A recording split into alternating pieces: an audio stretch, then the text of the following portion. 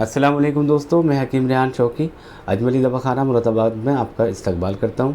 दोस्तों, जिस तरीके से पिछली वीडियो में मैंने आपके सामने प्रीमेचर एजाकुलेशन के बारे में तफसील से बताया था और आप लोगों ने उस बात को समझा और मैं समझता हूं कि इंशाअल्लाह उस नुस्खे से आप लोगों ने फ़ायदा भी लिया होगा।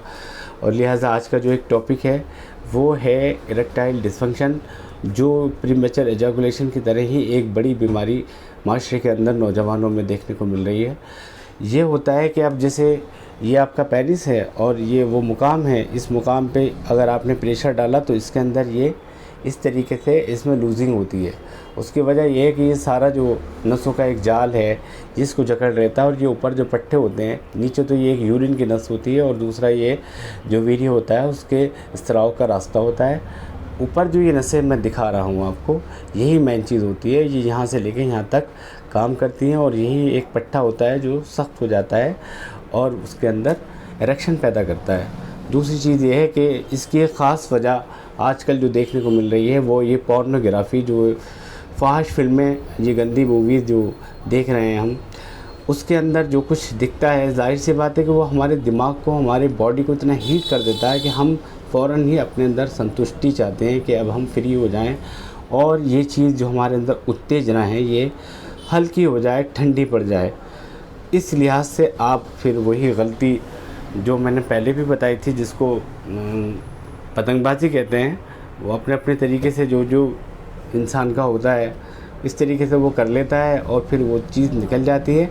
और अमूमन ये काम जो है अक्सर टॉयलेट में या बाथरूम के अंदर इंसान करता है और वहीं पर किया और वहीं पर इस पर धड़ से पानी डाल दिया कि वो साफ़ कर लिया जाए इसको। बस यही सबसे बड़ी गलती होती है, ये पानी डालना और इन नसों को पट करना है, इसको बेकार करना है। और फिर दूसरा ये कि जब वो चीज़ निकल रही होती है तो जहाँ पर इंसान अक्सर ये दबाता है, इसके जो प्रॉब्लम पैदा होती है ना, ये देखिए आप, मेरी ये उंगली का शेप देखें, ये बिल्कुल दब गया, ये वही कंडीशन कहला रही है। तो ये जो प्रॉब्लम पैदा होती है ये दो चीज़ों से होती है, या तो ये मास्टरब्यूशन जिसको हस्तमैथून कहते हैं, और या फिर वो जो एनल सेक्स होता है उसकी वजह से ये प्रॉब्लम पैदा हो जाती है। और दोस्तों, इंसान अपने जो रियल पार्टनर है उसके लायक नहीं रहता है इस प्रॉब्लम की वजह से। फिर इसका जो इलाज है बहुत तकलीफ़देह है, लेकिन फिर उसका फ़ायदा भी है। हमारे यहाँ मुरादाबाद के बराबर में एक कस्बा पड़ता है कुंदर की, वहाँ से एक मरीज़ मेरे पास आए थे और हमने उनको जब इलाज के बारे में बताया तो उन्होंने अपनी काबिलियत दिखानी शुरू की। हमने उस पर खामोशी इख्तियार की।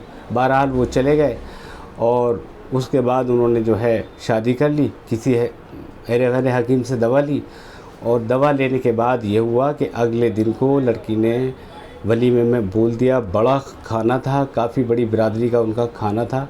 सबके सामने उसने इस बात को उजागर कर दिया कि ये लड़का मेरे लायक नहीं है, मैं इसके साथ नहीं रह सकती।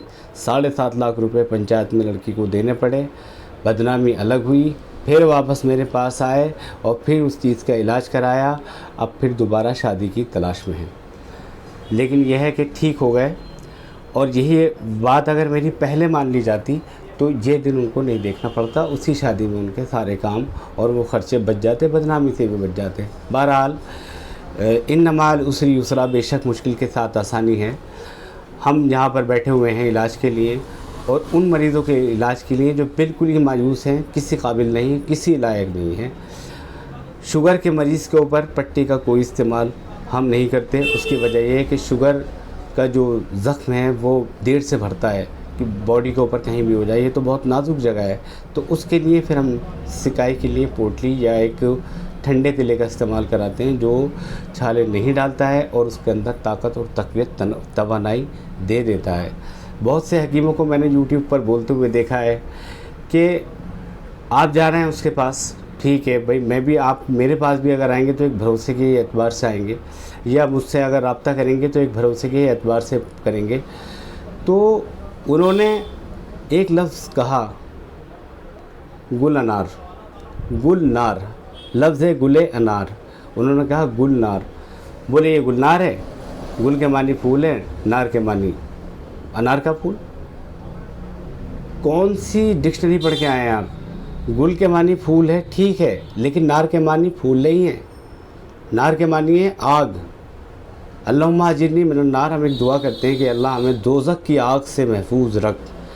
तो उन्हें यही तमीज़ नहीं है कि वो गुल अनार को गुलनार बोल रहे हैं। गुलनार अगर बोल रहे हैं तो उसका जो तशरीह करना है, उसको जो खुलासा करना है, तो वो गुल अलग कह रहे हैं, नार अलग कह रहे हैं। नार के मानी आग है, बल्कि गुल ए अनार, वो फूल जो अनार के दरख्त का हो, उसको इस्तेमाल में लिया जाता है। बहरहाल बताने की बात थी, मैंने बता दी। तो लिहाजा ये कि दोस्तों, ये प्री मैच्योर एजाकुलेशन और इरेक्टाइल डिसफंक्शन दोनों ही एक दूसरे के नाती हैं, दोनों का एक दूसरे से ताल्लुक़ है।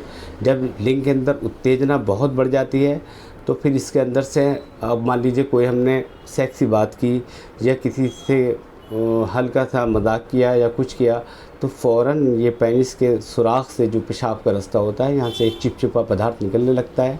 ये प्रीमेचर एजाकुलेशन की सबसे बड़ी शिनाख्त होती है, पहचान होती है। हालांकि इसका निकलना कभी कभी ठीक रहता है, लेकिन हद से ज़्यादा निकलना, इसका मतलब है कि आपका वीर्य कमज़ोर है, पानी बहुत पतला हो चुका है, गाढ़ा नहीं है, तो उसमें रुकावट नहीं आ सकती, पहली चीज़। दूसरी चीज़ यह है कि जब हम हैंड प्रैक्टिस करते हैं और उस पर पानी डालते हैं तो ये नसें बेकार हो जाती हैं। ये इरेक्टाइल डिसफंक्शन कहलाता है, जब बहुत ज़्यादा उत्तेजित हो जाती है। एकदम से स्ट्रेनिंग आई और एकदम से फिर वो चिपकाव निकला और फिर से फट फट फट फट वो चीज़ बाहर आ गई। बहरहाल मैंने ये वीडियो बनाने का मकसद सिर्फ मेरा यही था कि आप लोगों तक एक बात पहुंचाई जाए और समझाया जाए कि हाँ, इलाज क्या होता है। पट्टी के ज़रिए ये इलाज होता है। इरेक्टाइल डिसफंक्शन की प्रॉब्लम बिल्कुल दूर हो जाती है। और आप चाहते हैं कि थोड़ा सा तकलीफ़ का मसला हो तो बहुत बेहतर है, नहीं चाहते कि तकलीफ़ नहीं हो, उसके लिए भी अल्हम्दुलिल्लाह हमारे पास तिला और पट्टियाँ मौजूद है। बिना किसी तकलीफ़ के, बिना किसी छाले के आप परेशानी से बचकर अपना इलाज करा सकते हैं। सारी जानकारी गुप्त रखी जाती है, किसी के सामने उजागर नहीं की जाती है। मिसाल के तौर पर मैं कोई बात बता देता हूँ, लेकिन ये नहीं है कि प्रॉपर्ली उस चीज़ को बताया जाए, एक चीज़।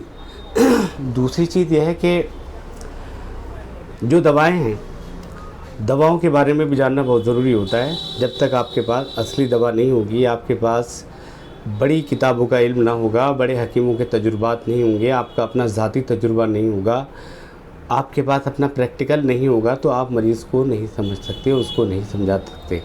पहली चीज़ ये हो गई।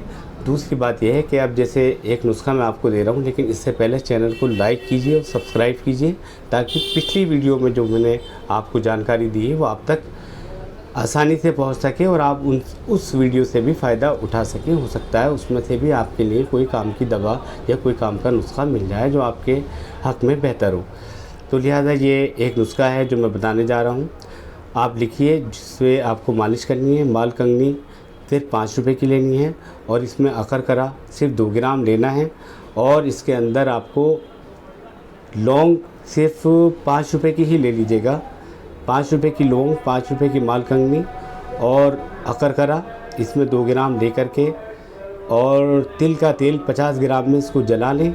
और जब वो जल के राख हो जाए तो तेल को छान लें और उसके बाद में रात को सोते वक्त यहाँ पर मालिश कर लें। इंशाल्लाह बहुत इससे फ़ायदा मिलेगा आपको। और दूसरी चीज़ ये है कि एक नुस्खा मैंने इससे पहली वीडियो में आपको बताया है प्रीमेचर एजाकुलेशन के लिए, वो नुस्खा इस्तेमाल कीजिए और ये कीजिए। तो ये दोनों नुस्खे आप इस्तेमाल करेंगे, अल्लाह ने चाहा आपको बहुत शिफा मिलेगी और आप मुझे दुआ देंगे। अगली वीडियो के लिए मेरा इंतज़ार कीजिए और पिछले वीडियो को देखने के लिए चैनल को लाइक और सब्सक्राइब कीजिए। नंबर स्क्रीन पर मौजूद है, किसी बात या मशवरे के लिए आप मुझे कॉल कर सकते हैं। अजमली दवाखाना मुरादाबाद, हकीम रेहान, और हमारा नंबर है 9412 848448। आप मुझे इजाज़त दीजिए। अल्लाह हाफिज़।